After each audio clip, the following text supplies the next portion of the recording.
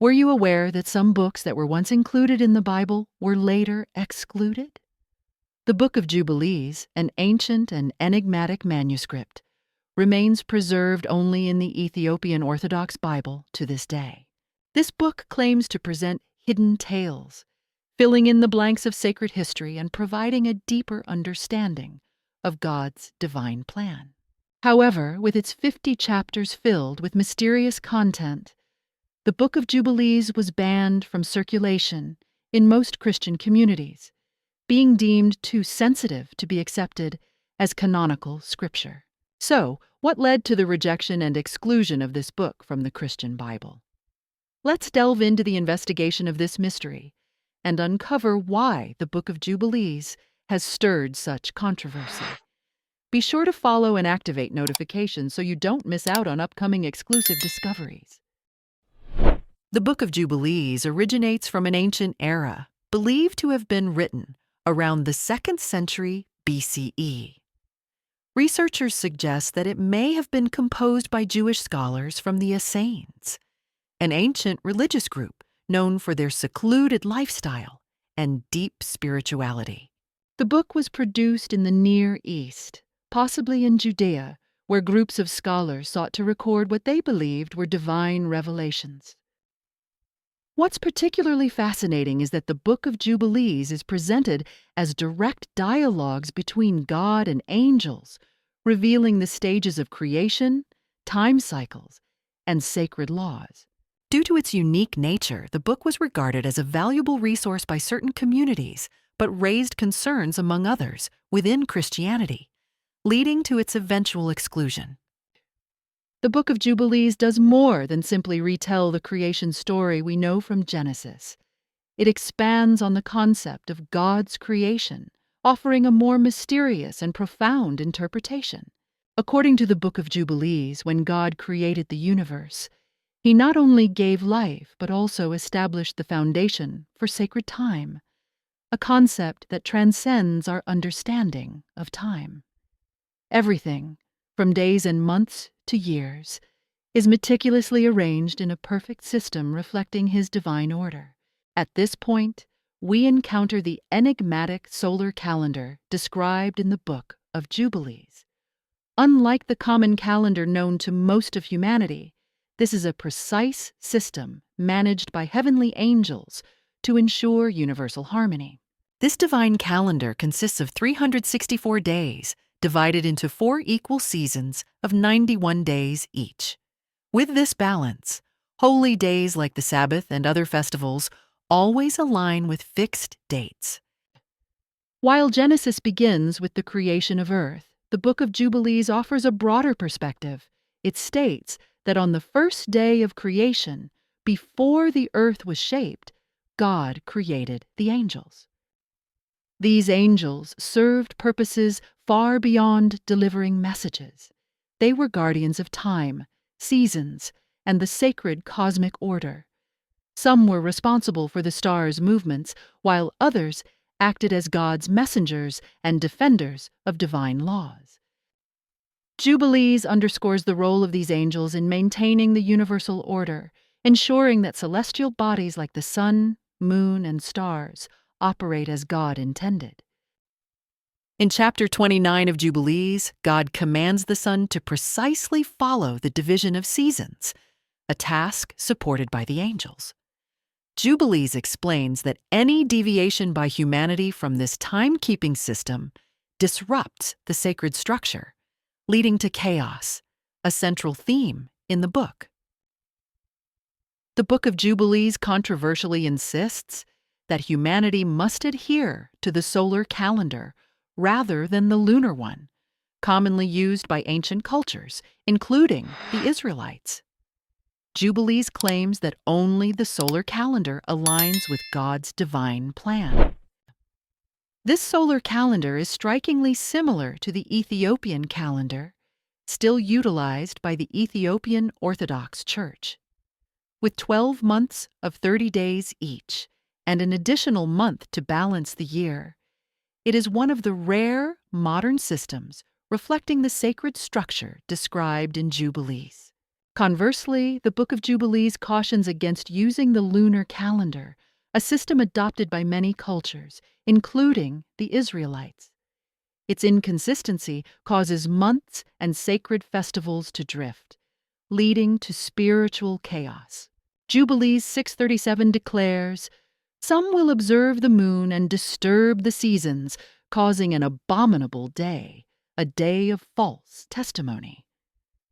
Following the lunar calendar as per Jubilees is not merely erroneous, but an act of defiance against God's will.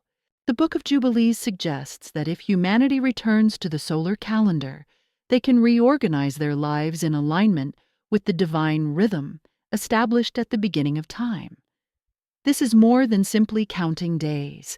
It is about living in accordance with God's order. By adhering to this divine structure, we can live in the way God intended. Jubilees affirms the creation story from Genesis, but provides a fresh interpretation of the Sabbath day. According to this text, the Sabbath is not just a day of rest for God on the seventh day. It is the day that God sanctified, establishing it as a perpetual sacred law, not only for humanity, but also for the angels in heaven. The Sabbath thus becomes the cornerstone of time, set apart from the moment of creation, to be preserved forever.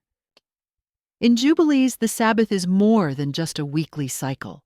It is part of a greater time structure, including a 49-year cycle known as Jubilee. These cycles are designed to bring the world back into harmony with God's order, providing rest and renewal for all life from humans to nature, and even the angels. The Sabbath is a principle that maintains the cosmic balance. Jubilees 2:21 highlights that He sanctified the seventh day and blessed it as a sign of holiness for all His works. This confirms that the Sabbath is not just a day of rest, but an essential and foundational part of the universe, established at the dawn of creation. The Book of Jubilees teaches us that living according to sacred cycles allows us to connect with God's eternal order. By following the Sabbath and these divine rhythms, we can achieve a more harmonious life and deeper spiritual connection. In addition to affirming that Adam was created on the sixth day, as in Genesis, the Book of Jubilees sheds new light on his life. Right from the start, God gave Adam special instructions. These commandments included keeping the Sabbath, rules for purity, marriage regulations, and worship practices. They were not just ethical laws, but part of a divine covenant between the Creator and humanity, communicated by the angels. Unlike the direct relationship between God and Adam in Genesis, Jubilees reveals that angels served as intermediaries, guiding Adam in understanding and following the laws. The angels appear as messengers, clarifying rules of holiness, sacrifice, and moral living. Jubilees 3:1-2 tells us that on the sixth day of the second week, the angels led all creatures, animals, livestock, birds, and aquatic life before Adam. The presence of the angels not only reinforces God's laws, but also underscores their divine role in the sacred world. Fascinatingly, the Book of Jubilees claims that divine commandments didn't begin with Moses and the 10 Commandments, but were transmitted by angels from Adam's era, underscoring the everlasting nature of this sacred covenant. When it comes to the ancient laws passed down since creation, the Book of Jubilees expands the narrative of Cain and Abel following the fall of Adam and Eve. While Genesis recounts Cain's murder of Abel, Jubilees reveals that this act was the first major breach of God's laws, a sin with far-reaching consequences for humanity. It was not simply Cain's failure, but the origin of a spiritual fracture that future generations had to confront. Despite Cain's exile, hope for a righteous lineage was preserved through Seth, Adam's third son. In Jubilees, Seth is portrayed as a symbol of righteousness, guided by angels to uphold the divine commandments given by God. Through Seth, the foundation was laid for generations to come, including Noah, who renewed the covenant with the Creator. The story of Noah and the flood is well known through Genesis, but the Book of Jubilees provides deeper insight into what occurred before and after this cataclysm. Before the flood, Jubilees depicts the world's corruption by the Nephilim, descendants of fallen angels and human women, who played a pivotal role in humanity's downfall. The Nephilim propagated sin and disrupted nature's order. Jubilees 5:2 states, "All flesh had corrupted its ways, including humans, animals, birds, and sea creatures. Everything deviated from God's intended design, plunging the world into chaos and violence. These giants, born from forbidden unions, began devouring one another, a harrowing detail absent from Genesis. Their story was not merely about personal wrongdoing. It represented a profound violation of divine boundaries, a catastrophic outcome of the fallen angels' corruption. These fallen angels not only communicated with humans, but also imparted forbidden knowledge, eroding the distinction between man and the divine. The Book of Enoch elaborates on this, describing how Azazel taught humanity to craft weapons and use cosmetics, fostering war and vanity. Additionally, the fallen angels taught humans to observe the signs of the sun and moon, which Jubilees criticizes as a deviation from God's solar calendar. This led to unparalleled chaos, prompting God to cleanse the earth. According to Jubilees, the flood was not merely a punishment, but a restoration of divine order. After the waters subsided, God established a new covenant with Noah, which went beyond the promise of no further floods and included laws to prevent humanity from repeating the Nephilim's mistakes. Jubilees highlights that Noah was instructed to observe the Sabbath and purification laws, akin to those given to Adam. Jubilees 7:20-25 outlines Noah's directives to maintain the purity of humanity's lineage, including marriage laws to protect the divine bloodline from corruption by fallen beings.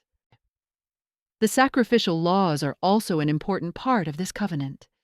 Before the Mosaic Law, Jubilees describes Noah offering burnt sacrifices on the altar, with specific rules on how to make offerings to preserve the purity of both the soul and the body. This laid the foundation for Israel's later sacrificial system, where every action is linked to a commitment to live righteously and in harmony with God. Next, Genesis 12 begins the journey of Abraham as he leaves his homeland to follow God's call to the land of Canaan. However, Jubilees expands on the context by recounting Abraham's youth in a family that worshipped false gods. Abraham's father, Terah, was devoted to idols, a fact that Jubilees highlights by describing Abraham's opposition to his father's beliefs. "Father, tell me which God you worship," he asked, then destroyed the idols in his house and fled into the wilderness to express his exclusive devotion to God. Jubilees 11:16-17. The image of a young Abraham standing against idol worship paints a vivid picture of his loyalty to God, laying the foundation for his mission to become the father of the chosen people. One unique point in Jubilees is the claim that Abraham followed divine laws long before Moses. While Genesis doesn't mention these laws beyond circumcision in Genesis 17, Jubilees depicts Abraham observing the Sabbath and adhering to rules regarding sacrifices and purification, rules that would later be given to Moses. According to Jubilees 12:25, Abraham was taught these laws by angels. He was taught by the angels the things that are written on the heavenly tablets. This suggests that these laws were passed down from the time of Adam, and Abraham followed them as part of his covenant with God. The story of Abraham's circumcision, presented in Genesis 17, is a significant sign of the covenant. However, Jubilees portrays this act not only as a symbol, but as a cosmic law that existed since the creation of the universe. And this law is for all generations forever, no circumcision on the days, and no neglect of a day from the 8 days. For this is an eternal statute that was issued and written on the heavenly tablets. Jubilees 15:25. Thus, Abraham's act of circumcision was not only an act of obedience, but also an adjustment to the divine order governing both heaven and earth. Another pivotal moment in Abraham's faith journey is the event where he was willing to offer his son Isaac in Genesis 22. Jubilees adds that this trial was not merely a test between Abraham and God, but also part of a larger spiritual battle. The angel Masta, representing evil, suggested this trial to God, hoping that Abraham would fail. "And I stood before him and before the prince of Masta, and the Lord said, 'Command him not to lay a hand on the boy, nor to do anything to him, for I have shown that he fears God.'" Jubilees 18:10. Thus, this trial became a confrontation between Abraham's loyalty and the temptation of the devil, where his faith triumphed. The Book of Jubilees provides a prophetic perspective on the story of Jacob and Esau, depicting Jacob as destined from birth to inherit the covenant, while Esau was fated to stray from God's divine order. When Jacob received his father's blessing, he inherited not just the birthright, but also the sacred laws passed down from Abraham. Jubilees notes that Jacob became the custodian of eternal commandments, including laws on purification, Sabbath observance, and sacrifices, laws that would later form the basis of Mosaic teachings. God reaffirmed Jacob's blessing in a vision of the heavenly ladder, where he promised that Jacob's descendants would be as numerous as the stars in the sky. Jubilees 27:23, establishing a divine connection between heaven and earth. The Book of Jubilees extends the conflict between Jacob and Esau into a prophetic vision of a perpetual struggle between their descendants. Esau, who forfeited his birthright, symbolizes a rebellious nation in opposition to God's chosen people. Jubilees 37:1 states, "Esau took his wives, sons, and possessions, and moved to the hill country of Seir, where he became a nation that oppressed Jacob's descendants." This conflict is portrayed as more than a territorial dispute. It represents a spiritual battle between righteousness and rebellion, embodying Jubilees' apocalyptic vision of nations opposing Israel. Jubilees paints a vivid contrast between Jacob's destiny and Esau's fate. While Jacob and his sons moved to Egypt to reunite with Joseph, Esau and his lineage remained in Edom. Jubilees 45:3 highlights that the hostility between their descendants evolved into a prolonged conflict between two nations. This narrative transcends familial rivalry, presenting a spiritual struggle in which the fate of nations and the cosmic battle between good and evil are central themes. In Genesis, Jacob's 12 sons, Reuben, Simeon, Levi, Judah, Dan, Naphtali, Gad, Asher, Issachar, Zebulun, Joseph, and Benjamin, become the founders of Israel's tribes. Jubilees, however, reveals that their births held a profound divine significance. According to Jubilees, the timing of each son's birth was orchestrated by God's divine calendar. And Jacob's wives and maidservants bore him 12 sons, each at the time appointed by the Lord, and their destinies were recorded on the heavenly tablets. Jubilees 28:12. This divine plan encompassed not only their lineage, but also the precise timing of their births, signifying that the 12 tribes were the embodiment of God's will. Additionally, Jubilees emphasizes the unique roles of Judah and Levi, arising from Reuben's mistake, the firstborn of Jacob. When Reuben committed a serious transgression, As noted in Genesis 35:22, he lost his birthright. Jubilees clarifies that Reuben's fault was not just an individual misstep, but a breach of divine laws set long before, deeply affecting the sacred family order. Consequently, the leadership passed to Judah, while Levi was designated for the priesthood, ensuring that each would have a vital role in the divine plan. Because of his transgression, Reuben, the firstborn, was not included in the inheritance, but Judah was chosen as the prince over his brothers, and Levi for the priesthood forever. Jubilees 33:10. In the detailed narrative of Jubilees, the brothers' division of duties becomes part of a divine design. Judah's leadership and Levi's priesthood were rooted in divine principles, demonstrating a cosmic order where each action had eternal significance. The portrayal of Jacob and his sons transcends their historical roles, representing a divine structure that ensures God's plan is sustained through generations. While Genesis records Reuben's loss of his firstborn status due to his sin, Jubilees expands on the broader implications of this event in the divine order of the cosmos. Judah's ascension to leadership and Levi's priesthood were not mere responsibilities, but parts of a lasting decree.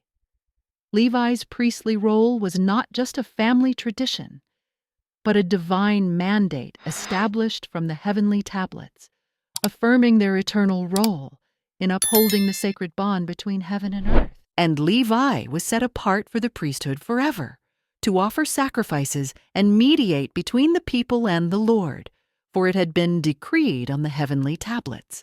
Jubilees 32:17. While Exodus 28 formalizes Levi's role through Moses and Aaron, Jubilees affirms this priesthood as a divine order from the time of the ancestors. In Jubilees, not just Levi and Judah had divine missions. Every one of Jacob's 12 sons was given a sacred responsibility. Jacob's sons were not merely ancestors of the tribes, but custodians of divine laws, entrusted by God to their descendants. And the Lord spoke to Jacob, "These are the laws for your children and their offspring forever, written on the heavenly tablets, that they may follow them and live." Jubilees 29:6. The 12 tribes' significance is expanded from land inheritance to maintaining the harmony of divine laws on earth, asserting that they are the guardians of God's order through generations. Jubilees highlights the deeper meaning of betrayal when Joseph's brothers sold him into slavery. While Genesis 37 presents this act as jealousy, Jubilees sees it as a serious sin against divine laws, with consequences beyond family conflict. The betrayal by Joseph's brothers was a violation of divine laws and was recorded on the heavenly tablets. And the brothers sold Joseph into slavery, and their sin was recorded on the heavenly tablets, for they violated eternal laws, and it was decreed that their descendants would suffer until they repented for their great sin. Jubilees 34:4-9.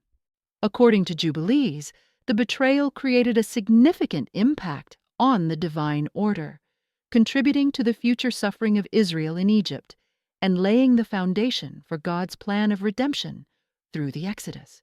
In contrast to Genesis, where the brothers reconcile, Jubilees reveals that their actions held greater cosmic importance as part of God's plan recorded on the heavenly tablets. The personal divisions and violations are part of a grand divine order with long-term consequences for Israel's future. In Genesis, Joseph's rise in Egypt is attributed to his dream interpretation skills, but Jubilees extends this by asserting that his success was divinely ordained and written on the heavenly tablets. Joseph was chosen to provide for his family and prepare for Israel's future in Egypt, leading to the Exodus. Jubilees 42:2_. Joseph will rule over Egypt, and through him, Israel will be saved from famine. Jubilees also reveals the critical role angels played in Joseph's life, guiding and protecting him to fulfill his destiny. The angels intervened when he faced danger, as stated in Jubilees 34:21, showing God's divine oversight. The link between Joseph's life and the Exodus is deepened in Jubilees. His story not only foretold the famine, but also the Israelites' future enslavement. Jubilees notes that Joseph prophesied, saying, "God will bring you out of Egypt." Jubilees 46:9. Ultimately, Jubilees connects Israel's enslavement and liberation to God's divine calendar, recorded on the heavenly tablets. The Exodus was predestined to occur on the 14th day of the first month. Jubilees 49:1 states, "For this is the day set apart since the beginning of creation." Israel's suffering and redemption are portrayed as integral to the universe's spiritual design, underscoring God's overarching plan for Israel within the divine framework. In Exodus, the 10 plagues demonstrated God's might, compelling Pharaoh to free the Israelites. However, the Book of Jubilees offers a deeper interpretation, viewing the plagues as a spiritual battle between God and the evil forces behind Egypt's gods. Each plague targeted the gods of Egypt, revealing their lack of true power against the Almighty. Jubilees highlights, "The gods of Egypt are nothing before him, for they are false powers." Jubilees 48:11, affirming God's supremacy over all other forces. Moreover, Jubilees suggests that Pharaoh's obstinance was spiritually driven. Evil forces, such as the angel Mema, influenced Pharaoh, seeking to keep Israel in slavery. Despite this, God's power prevailed, and each plague marked the failure of Egypt's gods and the victory of the God of Israel in this cosmic conflict. Following Israel's liberation, Moses received God's commandments on Mount Sinai, inscribed on stone tablets. However, Jubilees reveals that these laws existed long before Moses and were already inscribed on the heavenly tablets. The laws and testimonies were established and recorded on the heavenly tablets before the foundation of the world. Jubilees 6:17. This concept suggests that the commandments were universal, extending beyond Israel to encompass angels and humanity, making Mosaic law an eternal and timeless covenant. Jubilees underscores that Abraham, Isaac, and Jacob observed these laws long before Moses formalized them. Abraham is portrayed as adhering to the Sabbath and dietary laws, receiving these commandments from angels, confirming their eternal nature.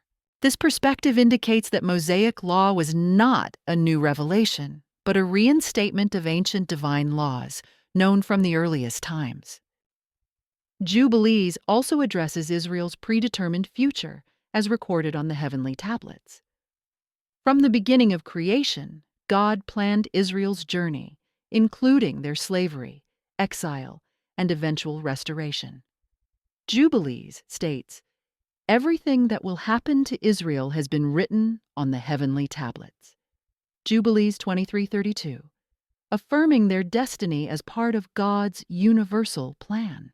In the end, the Book of Jubilees was excluded from the mainstream Bible due to its unique interpretations and its vast, cosmic expansions on divine laws and sacred events. It provides not only a history of the patriarchs, but also uncovers a profound heavenly order where each event and law was predestined on the heavenly tablets. Jubilees challenges traditional interpretations by affirming that divine laws and decrees are not only for Israel, but also govern the entire universe, even affecting the angels. This made the Book of Jubilees an enigmatic and compelling work, offering a worldview of God that exceeds previous understanding.